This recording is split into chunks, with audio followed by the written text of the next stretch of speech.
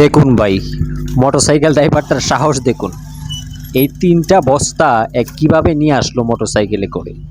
চলুন ওর একটু জিজ্ঞেস করে দেখি ও কি বলে। চলুন। আচ্ছা, আপনি এটা কোন জায়গায় বসে চালাইছেন গাড়ি ভাই?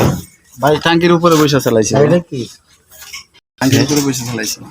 ট্যাঙ্কির উপরে কয় কিলোমিটার? রাত্রি রামগঞ্জ থেকে নতুন বাজার পর্যন্ত প্রায় 20 কিলো রাস্তা হয়ে যায়। আচ্ছা, এত দূর একটা রাস্তা একটা মোটর সাইকেলে একজন বা দুইজন, সর্বোচ্চ দুইজন যাত্রী উঠা যায়, এটা হচ্ছে বৈধ। ট্রাফিক আইনে এটা হচ্ছে বৈধ, ঠিক আছে। এক হইলো আপনার মাথায় হেলমেট নাই, দ্বিতীয়ত এই 3টাই এত বড় বড় বস্তা আপনি যে বাড়লেন, মানে আপনি সাহস কোন জায়গায় পান, কিভাবে পান বলেন?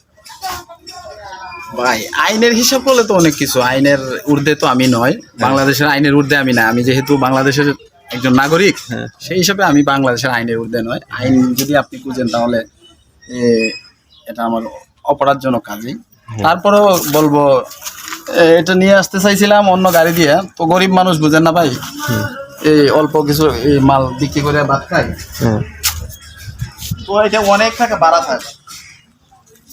অনেক টাকা এই মালগুলা নিয়ে আসতে সুনামগঞ্জ থেকে 1000-1500 টাকা ভাড়া চায় ভাই, একটা সিএনজি বা এই একটা অটো নিলে ভাই।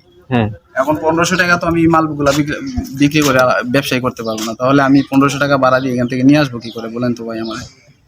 ও, আপনি লাভের চিন্তা করে? না, লাভের চিন্তা না, আমি মালগুলা বিক্রি করলে 1500 টাকা হয়তো আমার ব্যবসায়ী করতে আপনার লাভ কমে যাবে, আপনার কমে না বলতে আমি তো ব্যবসা হবে না। আপনি তো সচেতন মানুষ, ঠিক আছে।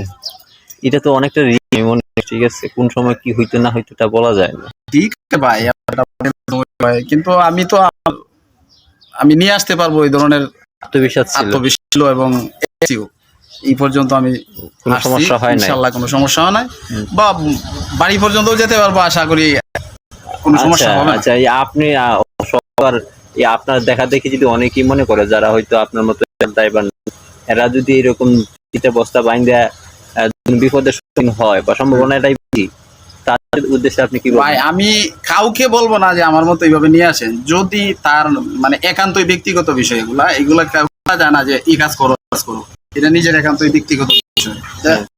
দিলে আসলো তো আমি কাউকে বলবো আমি এটা বলবো না। আচ্ছা, ঠিক আছে ভাইজান, আপনার যাতে কোনো ধরনের সমস্যা না হয়, এবং ট্রাফিক যে আইন আছে, ঠিক আছে, অবশ্যই ট্রাফিক আইনটা আপনার মানা উচিত।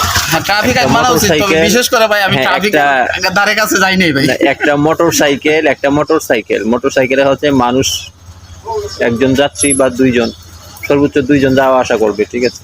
কিন্তু এই মোটরসাইকেলটা যদি আপনি এরকম মানে কি বলবো, ওই যে ট্রাক বানায় ফেলেন, ঠিক আছে, তো এটা তো আর মোটরসাইকেলের মর্যাদাটা থাকলো না ভাই। বর্তমানে আমাদের বাংলাদেশে বিশেষ করে টোটাল বাংলাদেশটাই এরকম, এখন মোটরসাইকেলে ভাই যাত্রীটা নেই, যাত্রী হ্যাঁ তেজ ইঞ্জিন নিয়ে চলাফেরা করে।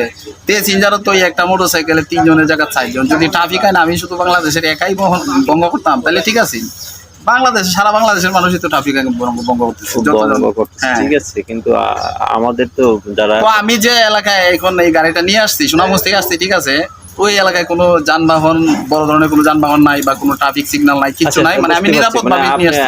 যেটা বুঝতে পারছি পরিস্থিতির শিকার, যদি পর্যাপ্ত পরিমাণে এদিকে যানবাহন থাকতো তাহলে অবশ্যই আপনি ওইসব যানবাহন নিয়ে আসতেন, ঠিক আছে ভাই।